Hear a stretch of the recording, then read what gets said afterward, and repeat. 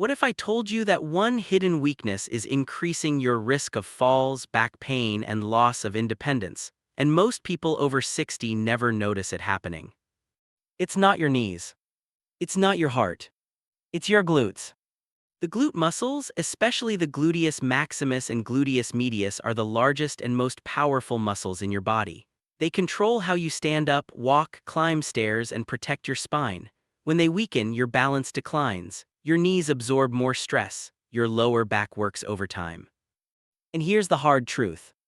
After age 60, muscle loss accelerates. This is called sarcopenia. Research published in the Journal of Cachexia, Sarcopenia and Muscle shows adults can lose 1–3% of muscle mass per year after midlife if they don't train properly. That loss doesn't just affect appearance, it affects survival. But here's the problem no one talks about. Some common exercises, even ones doctors and trainers recommend, can silently weaken your glutes if done the wrong way. You think you are strengthening your legs, but you may be training your knees instead of your hips. And that changes everything.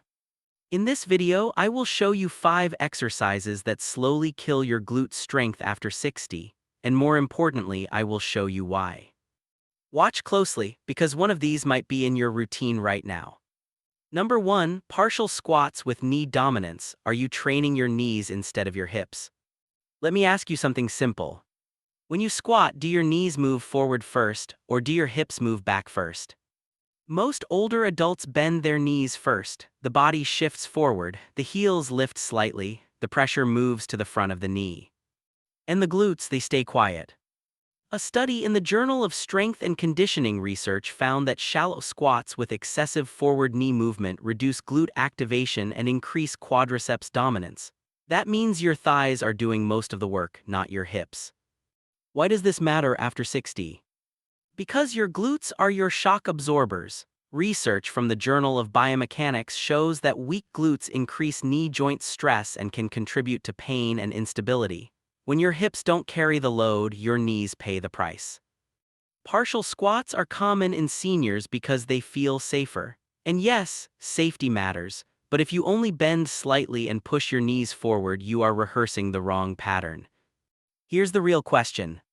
When you stand up from a chair, do you want your knees doing the work or your hips? The gluteus maximus is designed to extend the hip.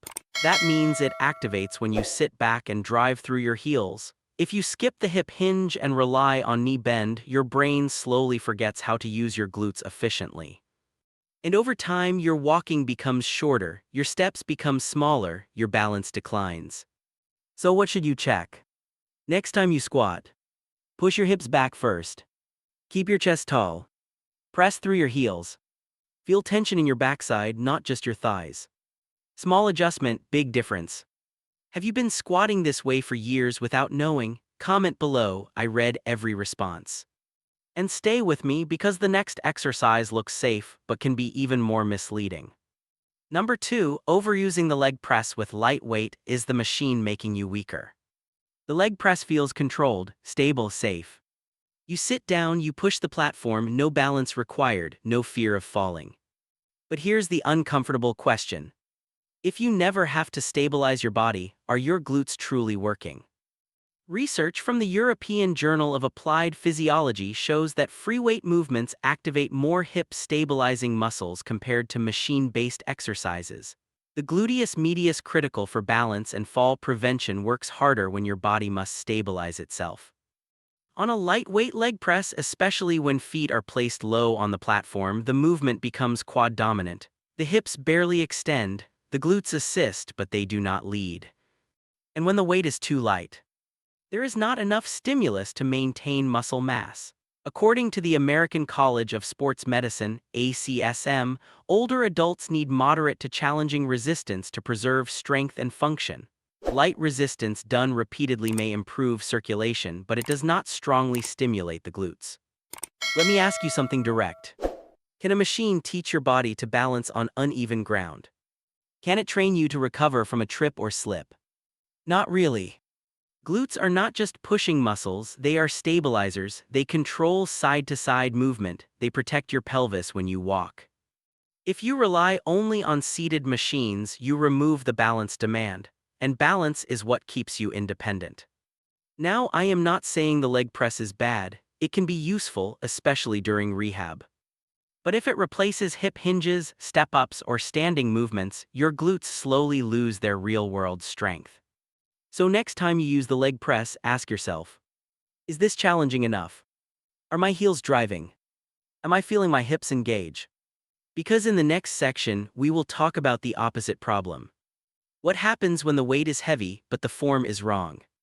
And that mistake can be even more dangerous after 60. Number 3. Heavy squats with poor hip hinge. Are you lifting strong but weakening your glutes? Now let's talk about the opposite extreme. Some adults over 60 are strong, motivated, disciplined, and that is admirable. But here's the question. Is the weight helping your glutes or hiding poor movement? Heavy squats can build strength. Research published in Sports Medicine confirms that resistance training improves muscle mass and functional capacity in older adults. That part is clear. But form determines which muscles actually grow. If you load a barbell and your hips barely move back, if your lower back rounds, if your knees collapse inward, the glutes are not leading the movement. The spine and knees absorb the stress instead.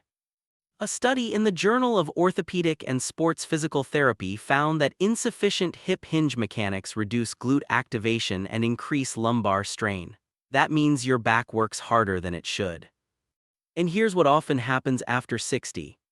Mobility decreases. Hip extension becomes limited. Instead of hinging at the hips, people bend through the spine. They squat down instead of sitting back. The lift looks strong, but the glutes are not fully engaged. Let me ask you something. When you finish a heavy set, where do you feel it most? Your lower back, your knees, or deep in your hips? If the answer is not your hips, something is off. Your glutes are designed to extend the hip forcefully. They should be the prime mover in standing up from a squat. If they are not doing that job, they gradually weaken relative to other muscles. And weakness is rarely loud, it is silent. The fix is not always adding more weight. Sometimes it means lowering the load and rebuilding the hip hinge pattern. Stand tall. Push hips back. Keep your chest steady. Drive up through the heels. Finish with a strong hip extension. Strength without control is risky after 60. And control is what keeps you independent. But here is something even more common than heavy squats with bad form. It's not lifting too heavy. It's barely standing at all. Let's talk about seated-only workouts. Number 4. Seated-only workouts. Are you sitting your glutes into sleep? Let me be direct. How many hours a day do you sit? Most adults over 60 spend between 8 to 10 hours seated. Television, meals, driving, resting. And then they go to the gym and sit again. Seated leg extensions. Seated curls. Seated machines. It feels safe, it feels manageable. But here's the deeper question. If your glutes are hip extensors and your hips stay bent all day, when do they fully activate? Research published in Medicine and Science in Sports and Exercise shows that prolonged sitting reduces glute muscle activation and contributes to hip flexor tightness. Over time, this can alter posture and walking mechanics. There's even a term people use casually, gluteal amnesia. It refers to reduced neuromuscular activation of the glutes due to inactivity. Now think about daily life. Standing from a chair. Climbing stairs. Catching yourself from a stumble. None of these happen seated. A seated-only workout may maintain some muscle activity, but it does not train balance, coordination, or hip drive in real-world positions. A study in the Journal of Aging and Physical Activity found that functional, weight-bearing exercises improve balance and mobility more effectively than seated machine work in older adults. Let me ask you something personal. When you rise from your chair at home, do you use your hands to push off? Do you feel unstable for a second? That moment tells you more about your glute strength than any machine. Your body adapts to how you live. If you sit most of the day and train seated, your glutes stay understimulated. The solution is not to avoid seated exercises completely, but they should not be the foundation. Add standing work. Add hip hinges. Add controlled step-ups. Because in the final section, we'll discuss an exercise many people believe improves balance, but can quietly reduce glute activation if done carelessly. And it might be in your routine right now. Number 5, deep lunges with poor balance. Are you challenging yourself or teaching instability?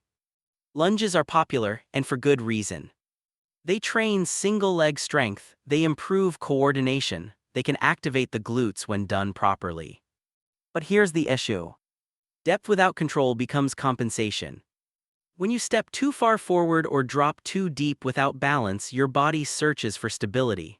Research in the Journal of Strength and Conditioning Research shows that forward lunges can become quad dominant if the torso remains upright and the hips do not hinge slightly. That reduces gluteus maximus involvement. And when balance is poor, the gluteus medius, the muscle that stabilizes your pelvis, may not fire correctly. Instead, you wobble, your knee collapses inward, your ankle overworks. A study in clinical biomechanics links weak hip stabilizers to increased fall risk in older adults. That's not something to ignore. Let me ask you this. When you lunge, do you feel steady or shaky? Do you control the descent or drop into it? Deep lunges are not wrong, but depth should match your control. After 60, balance becomes as important as strength. If you lunge beyond what you can stabilize, your brain prioritizes survival over muscle activation. The movement becomes protective, not strengthening. Here, what helps. Shorten your step slightly. Keep your front heel grounded. Lean your torso just a little forward to engage the hip. Move slowly, control the descent. Quality over depth. Your glutes must feel the work, not your knees, not your lower back. And here is the larger question. Are you exercising to impress or to protect your independence? Because the goal after 60 is not performance, it is resilience. Conclusion: are you protecting your glutes or losing them without knowing? Glute strength is not about appearance, it is about walking without fear, standing without pain, living without assistance.